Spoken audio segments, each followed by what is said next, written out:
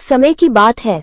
एक राजा की नन्ही लाडली बेटी आसमान से चांद तोड़ लाने की जिद कर बैठी, पर जिद पूरी ना होने के कारण वह खूब रोई और बुरी तरह बीमार पड़ गई।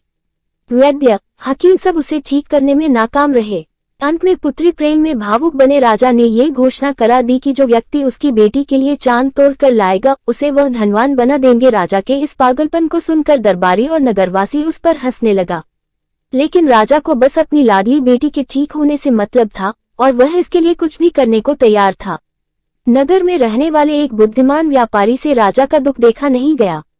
वह तुरंत उनसे मिलने आया और बोला कि मैं आपकी बेटी के लिए चांद तोड़ लाऊंगा। इतना बोलकर वह राजकुमारी के पास गया। उसने नन्ही राजकुमारी से कहा, चांद कितना बड़ा है?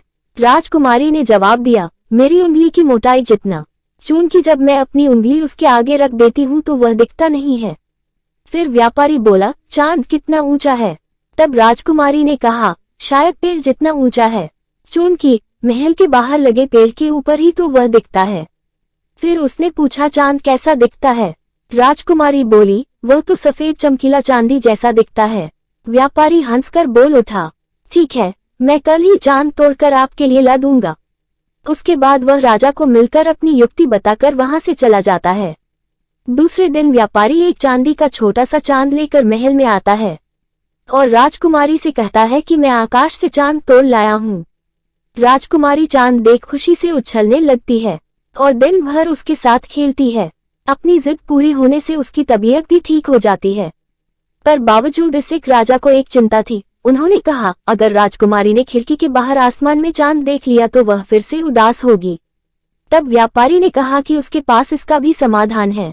वह राजकुमारी के पास गया और खेल खले में पूछा, आपको पता है जब किसी बच्चे का दांत टूट जाता है तो क्या होता है? हाँ, दूसरा दांत निकल आता है। राजकुमारी बोली, बिल्कुल सही। अच्छा, जब कोई चांद तोड़ लेता है तो पता है क्या होता है? व्यापारी ने पुचकारते हुए पूछा। तब राजकुमारी मुस्कुरा कर बोली, हाँ, वहाँ दूसरा चांद उगाता है।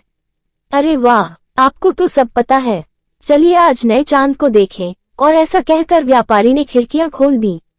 राजकुमारी ने नया चांद देखा और कहा, मेरा चांद तो उससे भी अच्छा है, और खेलने में व्यस्त हो गई। ये सब देखकर राजा प्रसन्न हो गया और व्यापारी को ढेर सारा इनाम दिया। इस कहानी से हमें सीख, कई बार बड़ी मुसीबतें भी छोटी सी युक्ति आजमा कर टाली जा सकती हैं। आशा करती हूँ कहानी अच्छी लगी होगी।